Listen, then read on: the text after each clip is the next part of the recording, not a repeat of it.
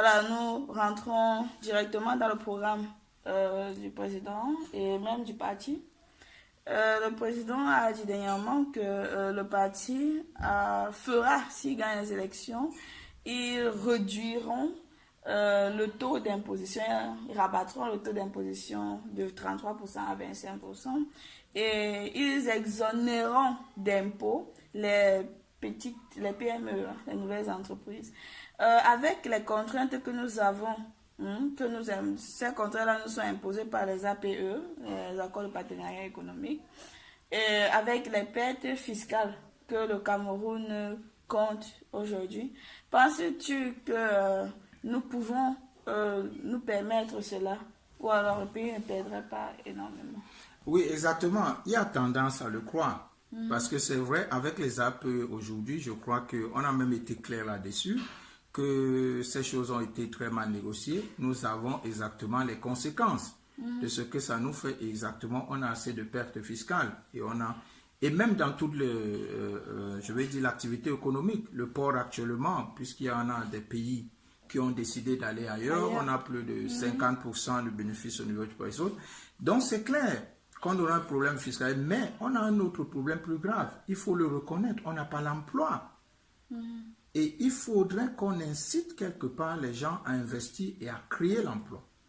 Et donc, c'est l'une des décisions pour amener les gens exactement à créer l'emploi. Parce qu'on va essayer de créer le cadre qui permette aux gens à créer de l'emploi. Et dans ce cadre, il y a exactement ce genre de décision qui serait exactement l'exonération de l'impôt pour les 3 premières années. Et que pensez-vous donc de la décision du président de la République mettre le taux, à rabaisser aussi le taux d'enregistrement, le prix qu'on demande pour que les salles s'enregistrent au Cameroun, c'est rentré à 100 000 francs CFA? Oui. Ça, c'est pas aussi...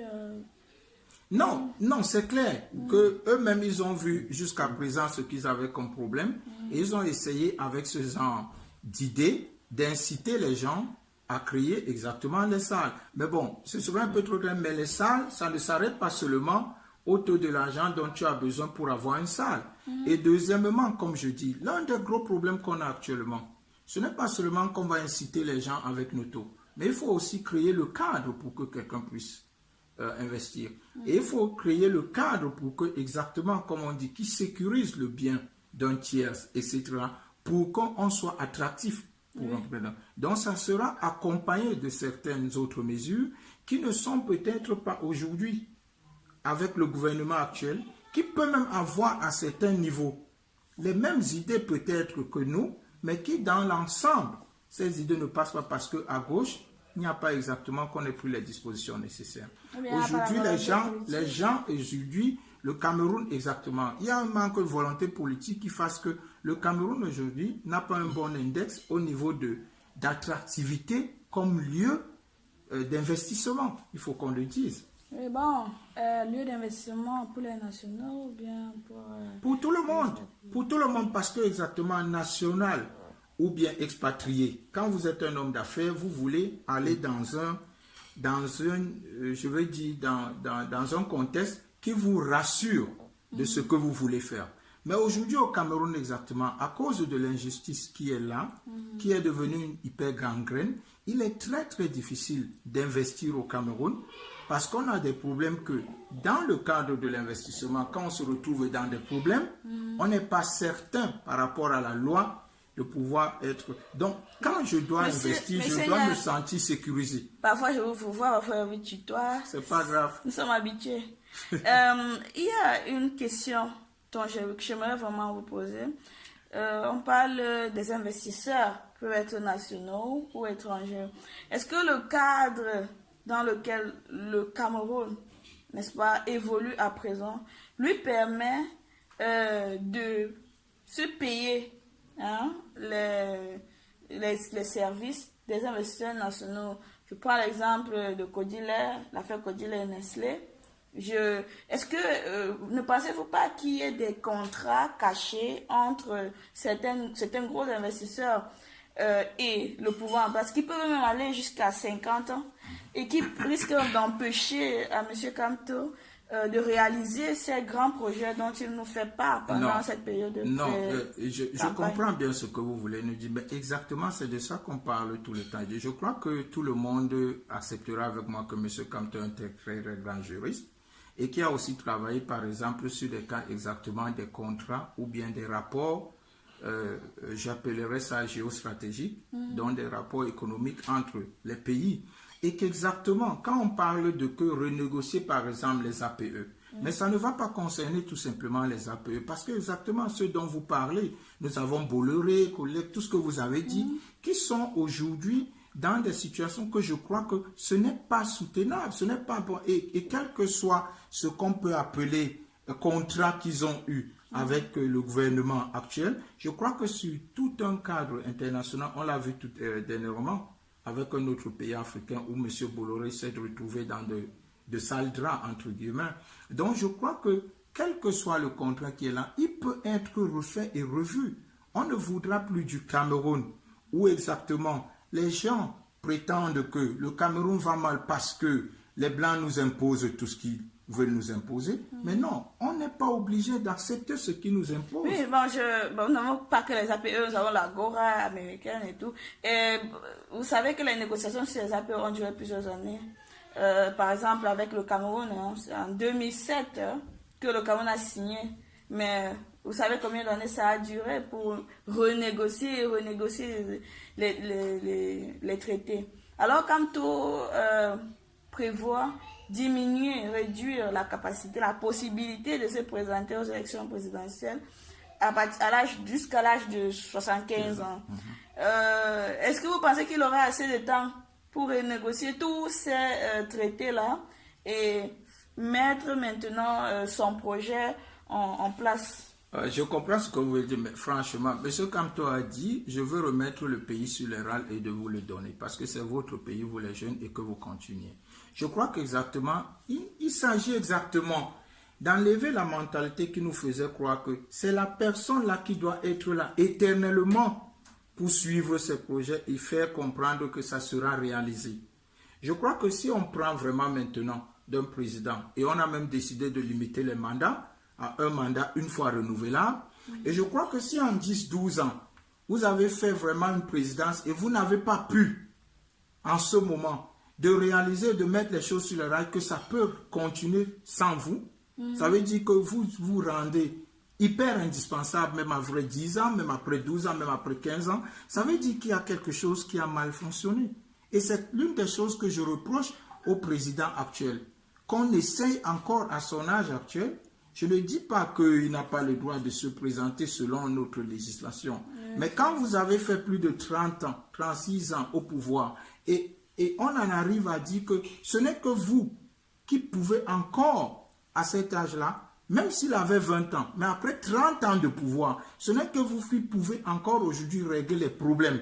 Ça veut dire que même vous-même, vous avez mal travaillé. Parce qu'il faut se rendre il ne faut pas se rendre indispensable. Oui, bon, je ne veux pas jeter la pierre à la colonisation, mais vous me poussez à poser une question relative à celle-là.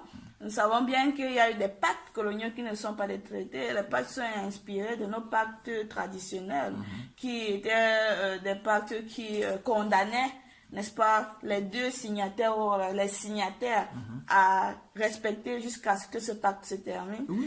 C'est sous ce système de pacte colonial-là qui devait durer 50 ans. C'est sous ce système que Paul Biya est entré. Est-ce que vous pensez que il pouvait faire quelque chose? Non, mais écoutez, les pactes coloniaux, on pourrait même nous en sortir aujourd'hui qui devra encore durer 500 ans en plus. Ok? Mais j'ai un problème quand on donne toujours l'impression qu'on a signé des pactes et on n'y peut rien. On peut ramener cette discussion sur la table. Personne ne dit qu'on est obligé d'en rester à ces pactes. Et deuxièmement, on n'est pas le seul pays qui a eu à signer des pactes dans cette Afrique. Parce que moi, mon seul vrai problème est que c'est clair. Je ne refuse pas l'influence extérieure. Et je sais ce que ça veut dire, l'influence extérieure, qui peut-être peut te freiner dans ton développement. Je ne refuse pas. Oui, parce que là, ça nous ramène encore à la question des négociations qui prennent des années. Et bon, je vous donnerai le crédit en cela. En ce sens où il y a même des présidents qui, avec les pactes coloniaux, ont pu construire leur pays.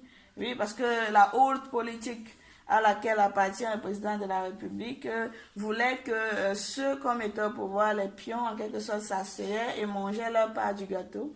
Alors que la new politique, même avec les Ouattara, on le voit que même sous l'influence extérieure, ils essayent de faire ce qu'ils peuvent dans les espaces qu'on leur donne. C'est ce que j'essayais de dire. On a le Rwanda qui est en train de nous montrer sur certains points, certains exemples. On a le Kenya, on a d'autres pays. Et moi, mon seul vrai problème est que quand on voit l'index du Cameroun, le Cameroun a dégringolé. Le Cameroun est même dans une décrépitude actuellement. Et moi, je me dis, oh, le Cameroun n'est pas le seul pays qui a subi dans son histoire et qui subit même encore les séquelles. Je ne refuse pas. Mais ça n'empêche pas franchement de faire un hôpital sérieux et qui fasse que le ministre n'aille pas se faire opérer la main à Genève. Oui, ça, ce que vous dites, voilà, nous vous l'accordons. Nous allons directement shooter et terminer cette interview. Bien sûr, nous allons d'abord vous poser une simple question qui sera celle de... Oui, la question simple. Elle est très simple. Et comment vous voyez les sorties de votre président? Pensez-vous qu'il défend vraiment bien votre idéologie? Pensez-vous que ces sorties apportent, à chaque sortie, il gagne un militant? Oui, je crois qu'au contraire, nous sommes très, très, très satisfaits. J'ai parlé, par exemple, de sa dernière sortie à Equinox, qui a vraiment cassé tout genre de records, et que je me suis levé le lendemain et mon inbox était plein. Et c'est des gens, pas seulement qui te disent qu'il était fort, mais qui te disent que je crois qu'il m'a maintenant convaincu. Je veux vous rejoindre dans le combat. Et donc, par conséquent, même quand il a fait son périple à l'extrême nord, nous croyons que notre politique de terrain qu'on a choisi, qui est exactement de toucher partout, il y a le direct, de personne à personne, il y a le président qui fait ses périples, il y a le président qui passe à la télé, il y a des gens sur le terrain qui vont mobiliser d'autres personnes. Je crois qu'on a jusqu'à présent fait un bon choix et les résultats nous donnent raison. C'est pourquoi je vous ai dit que coalition, le 7 octobre, M. Biya ne sera plus président au Cameroun. Kamto a fait le tour. Ira-t-il dans des zones en conflit prochainement?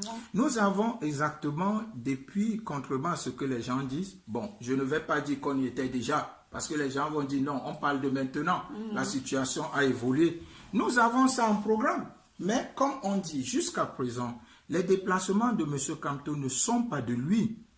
Ce n'est pas lui qui dit je vais maintenant là-bas, c'est une question de que on a, comme quand il venait en Allemagne, c'est nous en Allemagne qui l'invitons. Et nous prenons les dispositions pour qu'il soit là. Et quand les dispositions seront prêtes au nord-ouest ou bien au sud-ouest, M. Kamto s'y rendra. Vous pensez que c'est les gens du nord-ouest qui l'inviteront ou bien... Mais oui, quand je dis, on a quand même une région au nord où on a le MRC installé aussi au nord-ouest et qui est en train de continuer à vouloir s'installer. Et maintenant, ce MRC... se déroule leur évolution là-bas avec les tensions? Non, il faut avouer que le nord-ouest a des coins qui ne sont pas très fréquentables. Il faut qu'on se dise des vérités qu'au Cameroun, il y a vraiment la guerre dans ce coin. Parce que j'ai vu M. Famé Ndongo Deroma à la télé et prétendre que non, il n'y a pas la guerre, il n'y a pas de crise anglophone. Le mot crise a un teint névralgique, disons qu'il y a un problème de quelques individus, etc. Et là, je dis que mais vraiment, on va droit au mur avec ce gouvernement qui continue à se voiler les yeux. Il y a vraiment des situations de grande tension et des zones très, très, très sensibles dans ce coin. Donc, quand on parle de mort, et c'est peut-être l'occasion pour moi de dire respect à nos soldats par rapport à ce qui se passe, mais de dire que malheureusement notre pays en deuil, par contre, perd beaucoup de Camerounais et de tous les côtés. Et donc, bien sûr, nos responsables sur place dans le nord-ouest, quand on voit ce genre de caravane que Kamto a fait par exemple à l'extrême nord, jugent actuellement la situation pas autant favorable à ce genre de descente qui pourrait au contraire avoir des conséquences contraires à ce qu'on veut atteindre. Pensez-vous, parce que comme tu as dit, hein, que lorsqu'il gagnera les élections, c'est sa parole, il ira d'abord dans cette région-là. Et si la situation reste pareille, et comme la situation, je dis, vous le dites, qu'elle n'est pas assez favorable à une descente, pensez-vous qu'à ce moment-là, elle sera favorable à une descente? Non, nous croyons que, parce que exactement, nous sommes un peu convaincus que ce qui se passe actuellement, c'est une discussion exactement venant d'un mécontentement qui s'est accumulé depuis très longtemps à cause de cette centralisation vraiment pathologique de pouvoir, et que nous croyons que si maintenant on gagne, après qu'on ait gagné, là maintenant il est une personne autorisée, puisque c'est la même chose qu'on demande à M. Biya, qui est actuellement la personne introduite, la personne autorisée, d'engager le dialogue, et nous croyons qu'il peut le faire. Maintenant, donc il y a une différence entre... Oui. Je vais vous faire réagir à la sortie d'un des ministres de Biya qui disait que le dialogue avec qui au final, parce que ce n'est pas seulement un groupe qui conteste au niveau de la région, il y a plusieurs groupes disparates, dispersés, qui s'opposent même les uns contre les autres. Comment vous pensez que...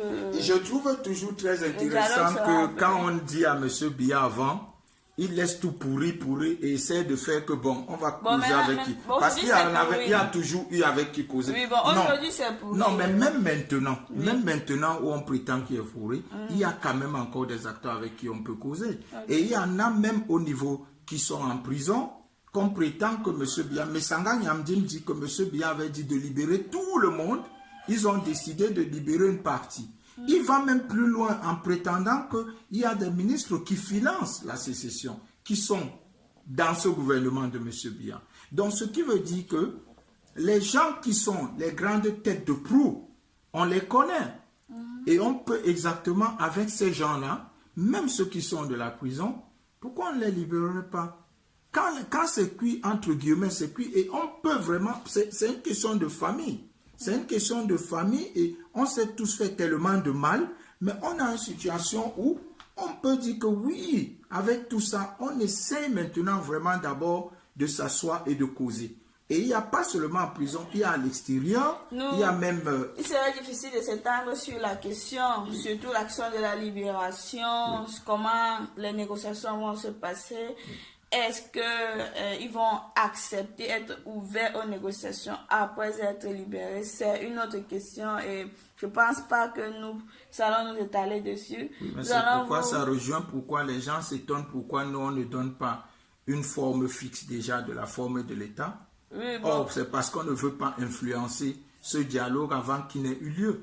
C'est vrai, mais vous, quand même, vous posez votre projet politique autour d'une forme particulière de l'État que l'on peut déjà lire dans la mise en œuvre de certains de vos projets. Il faut faire attention parce qu'il faut voir que, et il faut qu'on le reconnaisse. C'est peut-être là où je dis que M. Kamto, lui, va avec le temps.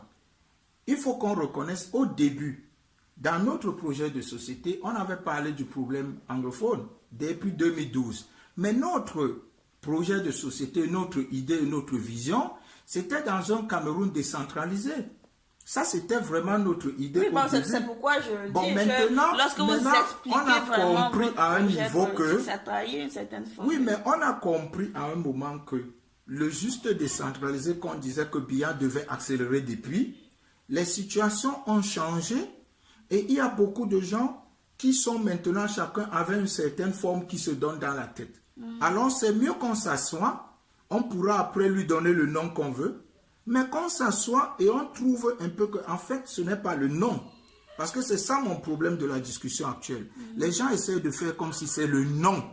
Mais nous sommes dans un pays fédéral. Mais même ici où nous sommes dans un pays fédéral, les États-Unis sont un pays fédéral. Ça ne fonctionne pas comme ce pays. La Russie, c'est un pays fédéral. Ça ne fonctionne pas comme ce pays. Donc, ce n'est pas une question de nom qu'on donne seulement.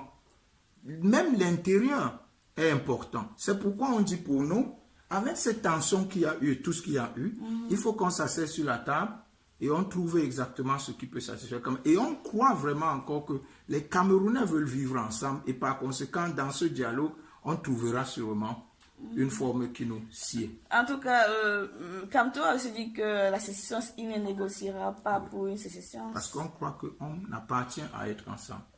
Ça veut dire aussi que, en quelque sorte, vous bloquez la négociation au niveau d'une possible rupture oui, je suis là. de l'État. Là, au moins, il y a une position qui est ferme. Là, je l'assume parce que si on est même dans la famille, il y a des gens de famille qui disent je ne veux plus rien avoir avec vous, mais je leur dis que non, malgré tout, tu restes mon frère, tu restes ma soeur, je ne peux pas accepter que tu n'es plus mon frère. Bon, tu peux certes continuer à le dire, mais il y a quand même certains niveaux où je dis que non. Et je ne veux pas accepter que ces gens ne sont pas nos frères. Je vous laisse donc vous adresser à ces frères. Vous savez en quelle langue ils aimeraient bien vous entendre. Donc, vous avez quelques minutes. Brothers and sisters from Northwest, Southwest, as I got the opportunity to talk to you, you may excuse me as my English is not that good. I don't have that good command of that language, but I may try. We have today an opportunity. You have been suffering very long, but you're not the only one that has been suffering from the Biya government. I think really that secession is the wrong idea or the wrong solution to the problem that we have today. And the only thing I think that we can do to get back to peace and make sure that we come back together and to work together is maybe to catch the opportunity we have on the 7th of October to bring somebody like Maurice Kamto to the power, who decided and who said exactly that we will decide together of which kind of which kind of state we'll have. So thank you very much and God bless you. Okay, thank you also. Merci. I think your time was great because we had the opportunity to ask you a lot of questions, and we will try to make sure that all your answers are presented, and I hope people have understood every point that were discussed today, and we hope to having you another time. Every time. Okay. I can say that, as you know, that maybe it can be that concerning from the profession, and maybe that I don't have the time, but we can find time every time. And I want to talk to every Cameroonian that go on the 7th of October and get vote.